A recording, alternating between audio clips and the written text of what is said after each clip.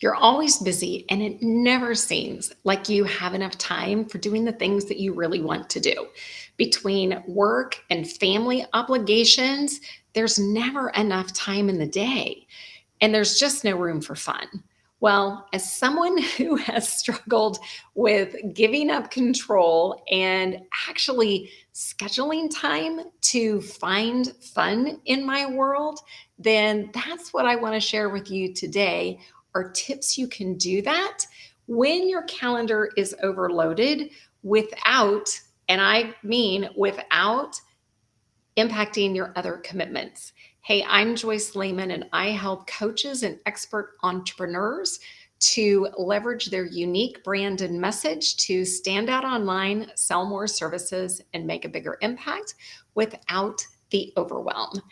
If you have been with me before on a live, you know I pack a lot of information into a short amount of time. So drop the word fun in the comments to get the show notes. Now, I will tell you too that in the past, I've gone live on multiple platforms, and what I am doing is trying to refine, because responding to comments and responding to DMs, I want to make sure that I don't miss anybody. So after today, you are going to find me actually over on my Facebook business page, which anybody can access. All right. So when we're talking about fun, if you have heard that analogy, and you're on the plane, and if something happens and there's an emergency and the oxygen masks happen to come down, that you have to put on your oxygen mask first, because if you don't, then you can't be of benefit to anybody else. Well, that's the first thing that I want to tell you when it comes to fun. It is so easy to get overscheduled with everything that you have to do as a business owner. I get it. As somebody who now with a family, I went from no kids to living with my significant other who has 3 sons and 7 grandkids. So now we're cramming all the grandkids things in, plus his business commitments and my business commitments. And so the point of this is, if you want to boost creativity, if you want to reduce your stress, then finding time for fun is so important. So the first thing for those control freaks who say, I don't have time, my question to you is, how much time do you actually spend scrolling social media that's not related to your business? Or how much time do you spend watching television, mindless television, at the end of the day? Now, I totally get that you've got to have downtime, but there's a difference in being intentional about it versus you let time get away from you and you're not doing the things that need to be a priority in your life so you can be full on in your business and actually take care of your body. So here's the first one.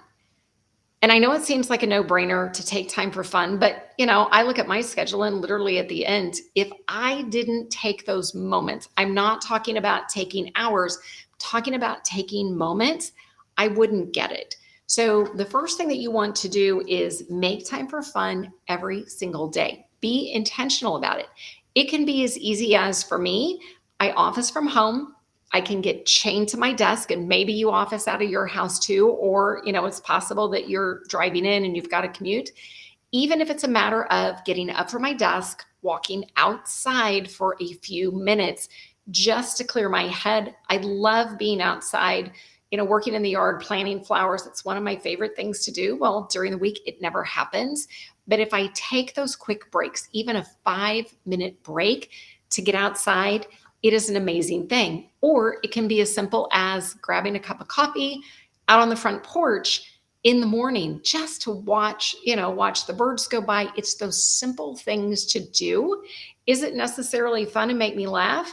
Depends on who's cruising around in the backyard. Last night we had a young buck and he popped up, and my lawn guy was here, and we were walking around looking at a project that we need to get fixed with the drain. And he goes, is that thing real? It's like, yeah, it is. It's a young buck, but it both made us laugh, just the fact of seeing, Bambi's brother in the backyard. So if you're honest, you're never going to find time for me time. I get it. I'm a control freak and I never did that. But It's so important. Going back to oxygen on the plane, put the mask on you first so you can be better in your business, better with those in your world, your friends, your loved ones. So important. So, and I said it doesn't have to be a big chunk of time. So this is where write down those things. And if you're bad about it, in fact, I've had some people go, I don't even know what I would do. Grab your phone. I'm sure you have a notes app and put down the simple little things. I know this sounds really odd. It's like, why would you have to figure out what you want to do? Sometimes we're so busy and we never think about it. It's like, so what is that? I have appointments tomorrow on the other side of town. There is one of my favorite ice cream places in the entire world. In fact, I just put a social media post out about, and it's one of the 𝗕𝗢𝗢𝗄𝑚 is to die for. I'm stopping to have ice cream on my way back to my office.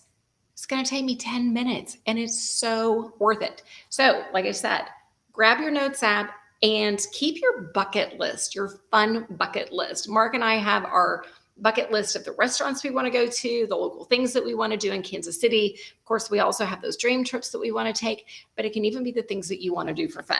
So, as I said, it doesn't have to be anything big. For me, reading, actually taking time to read, and I'm not talking about business books. I do that. I listen to Audible. But to get a book that I would typically never read and give myself permission, do that. So as I said, make your list. But first off, especially if you find yourself resisting, find the time to do things that take minutes a day. Once you've started to build your fun muscle, then that's when I want you to actually create a fun budget. These are going to be things for, say, for example, one of my favorite things in the world is going and getting either a massage or a facial. I've never been one to do facials my entire life. And at 57, I finally went, you know what? I'm going to do it. So for me, my fun budget, I schedule to get a hydrofacial like once every 2 months. And I make sure that I schedule a massage once a month. Those are treats to myself. My body appreciates it. My mind appreciates it. My stress is reduced. And those are things, it's total me time. So that's going to be my challenge to you is create a fun budget. There's also things that you can do that you may not have thought of that are totally free. We have so many different festivals in Kansas City. Sometimes it's touring a museum. Go out and do a search in your area and see what things there are. We just had a festival in Lee Summit over the weekend. And fortunately, Mark and I weren't in Lee Summit. We were having an absolute blast on the racetrack with our cars because that is our hobby, is tracking cars. Talk about adrenaline and joy that left me totally exhausted. I had fun from Friday evening through Sunday night. So that's a big deal because I had to take a huge block of time out. I also had to schedule to make sure I got the critical things done for my business. So over the weekend, I didn't have to worry about it. So that is your third thing, is you've got to make sure that you schedule. Have you ever thought about, or if you've ever had that option of, if somebody said, I'm going to give you $10,000 and you can go anywhere in the world on a trip, you can do anything in the world, wherever you want to go, and you had 2 times the work that you typically do you think you would be able to get it all done if your plane was going to leave on Friday? Absolutely. Because now you've prioritized, now you've become extremely focused on getting the things that need to be done so you can go have fun. Why don't we do that all the time? Because we tend to get in routines, we tend to get in cycles. If we don't time block, which has been a big struggle for me, I like to just get up and start working, and then a couple hours later, I'm like, why didn't I get that done? Time blocking, setting a timer for 25 minutes and saying, okay, I'm going to go full on focus, not going to get on social media. I'm going to have the sound off on my phone, even those things. And I know this isn't a productivity talk, but sometimes you've got to be really apparent. You got to get really clear on what you're spending your time doing. So as we're going through this, if you happen to get a nugget, please drop that in the comments below. If you have a fun tip, drop that in the comments below too, because I'm only giving you a few suggestions, and I love it when I get tips that people give me as I'm doing my lives. All right, so keep a running list, but Also, like I said, your monthly fund budget. Then here's the big one. Find an accomplice. If you have somebody, this could be a friend or a family member, that this becomes your fun buddy, especially if you're more introverted, especially if there's even an exhibit that you want to go to in your town or in your city, but you don't want to go alone. One of the biggest ones I did, if the Princess Diana exhibit came when you were there, and this has been years ago, I took an afternoon off from work, which is something I've never done before in my life. And I went to Union Station because I didn't want to miss it. So I was willing to do that alone. Although you can have a lot more fun if you have somebody to be an accomplice with you in the process. So my suggestion is find that person, because the other thing that happens is when you make a commitment, then that is going to help hold you accountable for fun. So making a commitment, finding your fun buddy, picking that activity, and then scheduling it, that's going to help keep you on track. Okay, then number 4, this was a big lesson learned for me, is you've got to learn to say no to things that are not a priority, and especially the things that suck joy out of your life. My big lesson on this was back in 2007. My dad had passed in 2006. My mom, they had been married 56 years. That's crazy. My parents were born in 1925, in case you're sitting there doing the math. But my dad had died in 2006. My mom did great for a year. And then in 2007, she started slipping into dementia. Because I was the closest, then my mom was in a nursing home about 10 minutes away. I also had the entrepreneurial schedule, which meant mine was more flexible. I had one brother who was about 30 minutes away, another one who was about an hour away.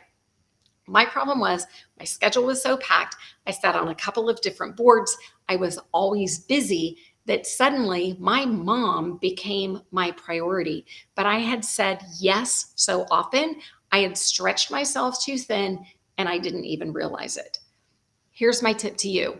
Don't wait until you have a crisis. Don't wait until you have a parent in a nursing home, until you have something going on with you. It could be, one of your kiddos, something's happening. Don't wait until you get to a crisis to learn to say no. This can be one of the most freeing things ever. Now, of course, when I talked to the boards that I was on and I said, Mom's my priority and I can't do this, everybody understood. If I would have come to them and said, I'm stepping off because I have other commitments, it would have felt weird. But I tell you what, once you do it one time, you're going to figure out how liberating it is. It can be difficult, but it can actually be a very good thing. I still have people that ask me to do things a lot. In fact, I am not I take that back. I'm sitting on one board. It's Kansas City Exotic and Supercar Group. It's not an active fundraising board. That's the caveat. But I do consulting for the 𝗕𝗢𝗢𝗢𝗓 Foundation, which is a few hours a month. Pet Resource Center of Kansas City, huge pet fanatic. So I donate time when their annual gala comes up. So I pick and choose. But I didn't commit to being full-time on a fundraising board. But I'm still able to devote time to the organizations that I absolutely love, and it makes it easier. So think about where you're spending your time. What are the things that you absolutely need to say no to that you have been saying yes to? So here's a couple of things that, first off, figure out if it doesn't bring you joy. And I know it's that organization. In fact, I can't even remember her name, but it's like the organization. If it doesn't bring you joy, don't keep it. It's kind of hard to let go of people, but let it go as quickly as possible so you can find more time. Marie Kondo, that's it. Find more time that you can have fun. When it comes to business, here are some things you need to ask. So is this essential? Is this essential to your business right now? Is this something that needs to be done right now? If it's not, take it off your to-do list. Especially if you find yourself procrastinating or creatively avoiding it, then that is a great hint that it should never have been on your to-do list. Also, it could be, yes, it's a priority, but it needs to be done next month. So get it on the right list and stop having it right there so you can clean up some time. And then the big question you ask yourself, is there a way to delegate or outsource this? I am the queen of outsourcing on a budget. I had to learn to do it early on in my business. In fact, I was talking to a business associate of mine who told me how to find amazing talent without spending a fortune. And so I have my resource partners who are local, which I adore. And I also have international resource partners. And I give my clients a way that they can hire amazing people on a budget. So you have to be willing to say yes and give up control over that. The other thing to keep in mind is if you're going to outsource it, you need to have your SOPs or your standard operating procedures set up. You need to be able to tell somebody exactly what they need to be doing and giving them direction so you can let go. That way, when they're handling it, then you can stay in your own brain space and you can still have fun in the process. So if you're a former control freak, or if you're a control freak like I used to be, I will tell you it's going to take a little bit of practice, but once you learn to let go, it's going to free up. I mean, it's liberating. It's liberating mentally. It's liberating physically, what it will feel like when you can say no, and you're going to be able to find time to have more fun. Okay, so with that, I want to do a recap. All right, so the first thing that you want to do is schedule your quick time, your quick fun time. Those are things that you can do, at least if it's on your calendar. Maybe it's the first thing and you're going to say, I'm going to have coffee out on the porch. Or with me, I know at lunchtime, I take a break, I get away from my computer. It can be a quick spin outside. And sometimes my cat, Gabby, who was meowing right before I went on live, she has this habit of plopping herself down right by me because she wants attention. So like I said, doesn't make me laugh, but it certainly brings me joy. So start with those fun things, those little things that don't take a lot of time. Then you're going to move up into where you're going to have to set a fun budget because you're going to be doing things. They're going to take more time. Sometimes they're going to take more money, but set aside a fun budget. Start putting that money in there. But the other thing, the key with that, also think what it's going to be like when you're experiencing that. Let yourself go in the moment. Yes, it's called forethought. Your subconscious is powerful, but start thinking about it's like the massage, it's the facial, it's going out and scheduling time with your accomplice, which is tip 3, finding time with somebody else who wants to have fun. Maybe you haven't been spending the amount of time that you want with your family. Schedule a staycation, schedule something that you can do. It could be a date night. Seriously, Mark and I are in the same house. We used to live 30 minutes away. We have to schedule time for ourselves. I never thought it was possible until I was here. But between work and everything else, we have to do that. So find an accomplice, but once you start scheduling, then you have an accountability partner in the process. And then the big one, you've got to say no to the things that are completely draining you or are not a priority right now. Yes, you can always get them. If you're like me, and I suspect that you are, your to-do list is like never ending. But it's a matter of, is this a priority right now? Or it is a priority, but I can do that next month, or I can even do that in 2 weeks. It's the difference of, is the house on fire and you need to get a fire extinguisher and put it out right now? Or is it something that is important that you can still schedule? And if it's something you hate, and if it's something that you find yourself procrastinating around, then you need to determine if you can outsource that to somebody else. And if you have questions on outsourcing, then please put outsourcing in the comments. I am happy to give you my tips of how I find amazing people to help out. Now, as I said, I fly through this. I always do. I truly appreciate your time. I get messages from folks that say, I can't be on their live. Even if you're watching this in a replay, still post in the comments. I still go into the different sites because I want to be able to respond. And if you're a little bit more introverted, then send me a DM. I love it when you do. I get those messages weekly because I want to be able to respond and help you. So with that, the biggest thing out of all of this is give yourself permission. Give yourself permission to have fun. Give yourself permission to take a break.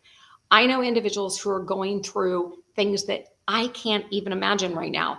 My experience with this was a couple of years right before the pandemic when my brother passed in front of me in the ER. Healthy brother passed in front of me very unexpectedly in the ER. Shut my nervous system down. That was a reminder of every day matters. We are not promised tomorrow. You got to take time to have fun right now, because when you're the best you can be for you, then you can also be even better for those that you love, for your clients, for your colleagues, for your family, your friends. So with that, I want to know what your favorite thing to do is to have fun. If you'll please post that in the comments below. And then the other thing, I have people ask, yes, I do go live and I do that weekly on video, but guess what? My podcast, it's called In Layman's Terms.